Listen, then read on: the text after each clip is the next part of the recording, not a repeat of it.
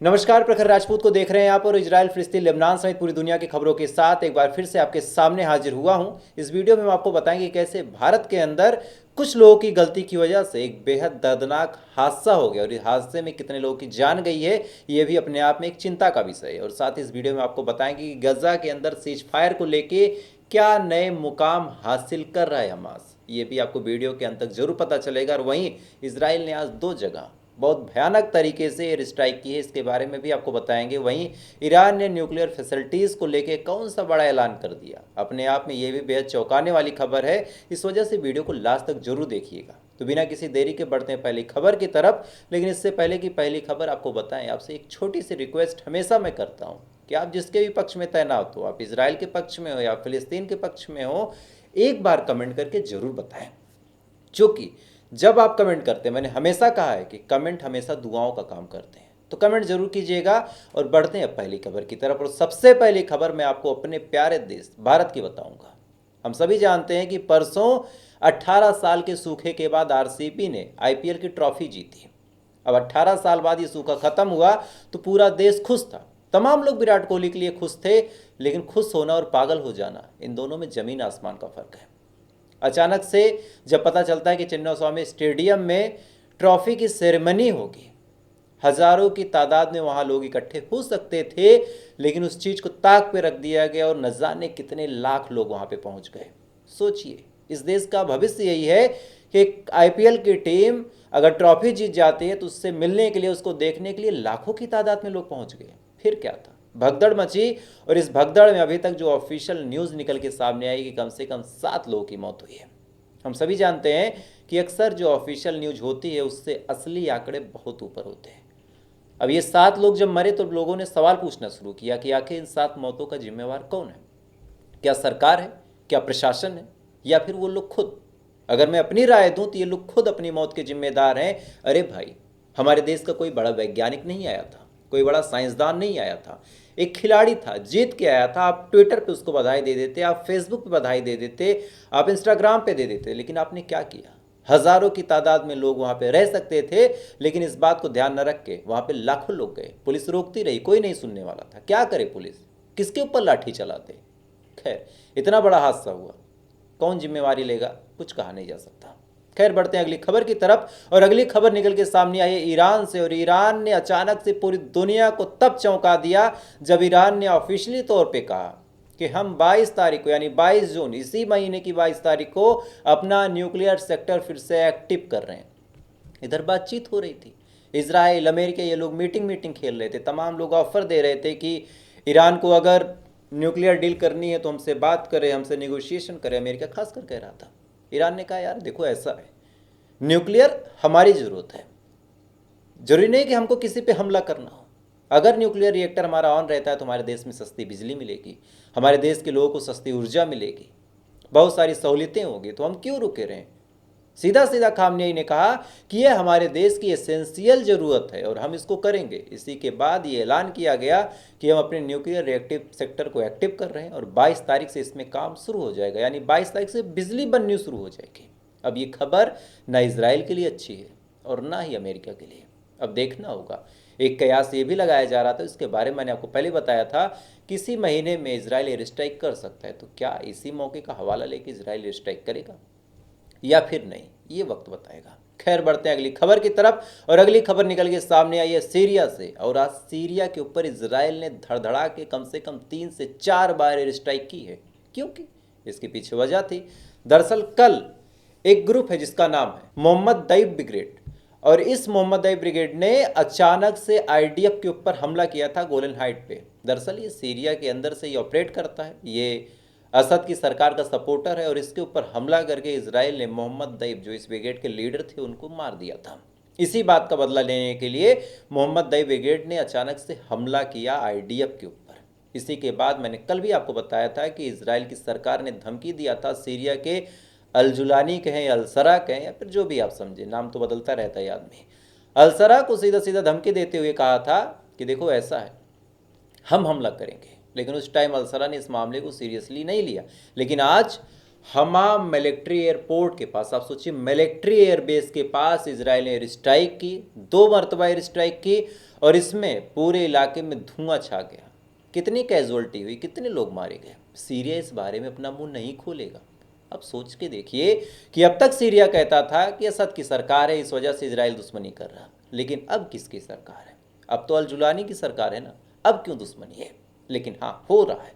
आज 2 मरतबा air strike की, और इस एयर स्ट्राइक में कितने लोग घायल हुए कुछ कहा नहीं जा सकता, लेकिन जिस हिसाब से आर्मी बेस को टारगेट किया गया, जिस हिसाब से आर्मी एयरपोर्ट को टारगेट किया गया, हमा के आसपास अलग अलग इलाकों में और हमले किए गए, मतलब बड़ा साफ है इजराइल ने भारी नुकसान सीरिया को पहुंचाया है, लेकिन अल जुलानी इस पर अपना मुंह नहीं खोलेगा।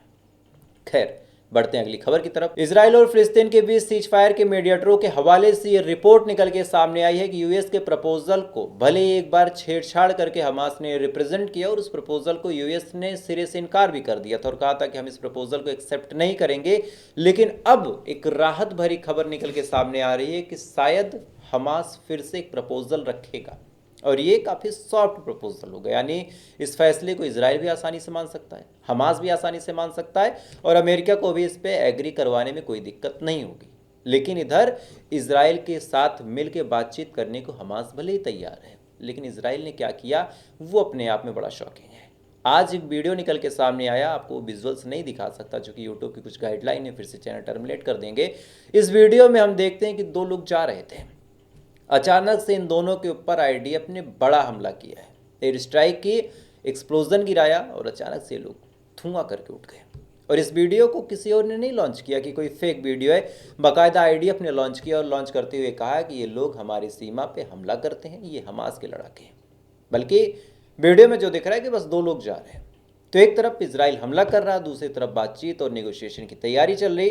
तो क्या होगा, किस करवट बैठेगा ऊँट, क्या कहा जाए?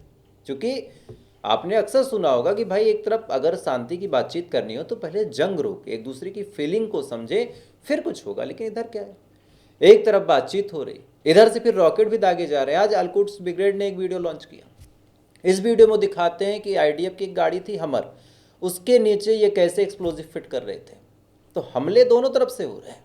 तब सवाल ये उठता है कि भाई जब दोनों एक दूसरे को काट खाने को तैयार हैं तो सीज फायर होगा क्यों और कैसे होगा?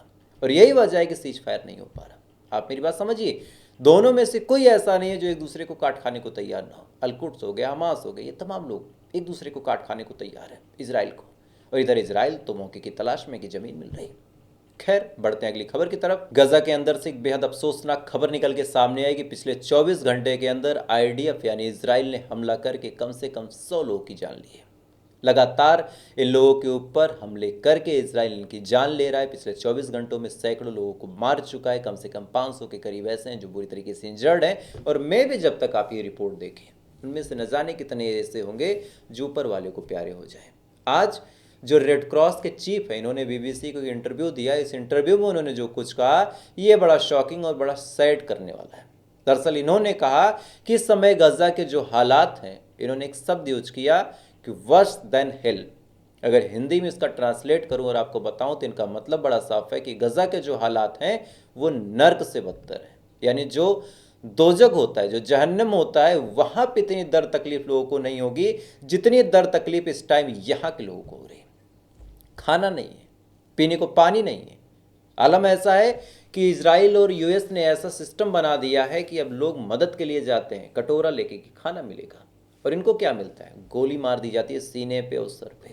ऐसा करके भी पिछले 24 घंटों में कम से कम 50 से 60 लोगों को मार दिया गया।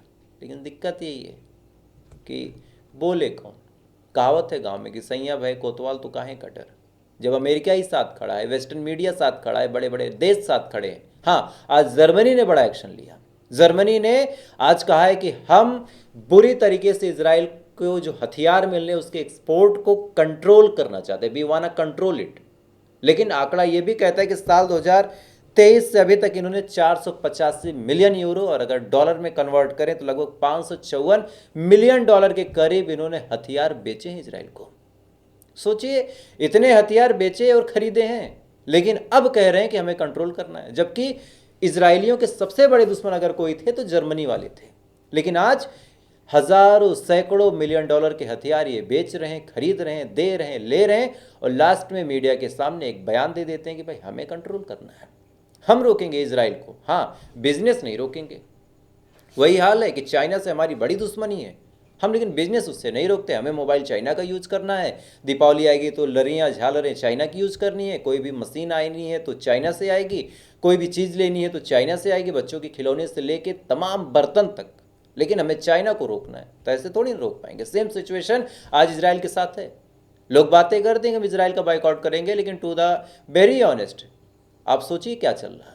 जर्मनी ने रोकने की बात बोली, मुझे लगा किसी और न्यूज़ चैनल पे आप सुनेंगे, आपको खुशी होगी। मैं एक आंकड़ा आपको बताता हूँ कि 485 मिलियन यूरो और 554, अगर डॉलर में कन्वर्ट करें तो 554 मिलियन डॉलर। 1 मिलियन में 10 लाख होते हैं, 554 में 10 लाख से आप गुणा कीजिए, उतने डॉलर हो गए। अब इसको आप रुपए में बदल दीजिए तो अरबों खरबों का यह मामला पहुंच गया। और यही वजह है कि इजराइल किसी के रोके नहीं रुक रहा, चूंकि ये लोग दबा के बिजनेस दे रहे हैं। खैर, लास्ट में तमाम खबरें आपको समराइज कर देता हूं कि कैसे चन्नास्वामी स्टेडियम में आज बुरी तरीके से हादसा हुआ, 7 से 10 लोग की जान गई है। साथ ही ईरान ने कैसे अपने न्यूक्लियर सेक्टर को एक्टिवेट किया, इसके बारे में मैंने आपको बताया। और साथ ही इस टाइम गजा के क्या हाल है वो भी बताया, और सीज फायर को लेकर हमास ने क्या कुछ कहा वो भी आपको पता चला, और सीरिया के ऊपर कैसे हमले हुए ये भी मैंने आपको बताया। तो उम्मीद है खबरें आपको ठीक ठाक लगी होंगी। तो बस आपसे कुछ नहीं चाहिए, वीडियो को लाइक कीजिए, चैनल को सब्सक्राइब करके अपना प्यार दीजिए। थोड़ी देर बाद फिर मुलाकात होगी इजराइल, फिलिस्तीन, लेबनान समेत पूरी दुनिया की खबरों के साथ। अब तक अच्छे रहिए, खुश रहिए, ऊपर वाला हिफाजत करें।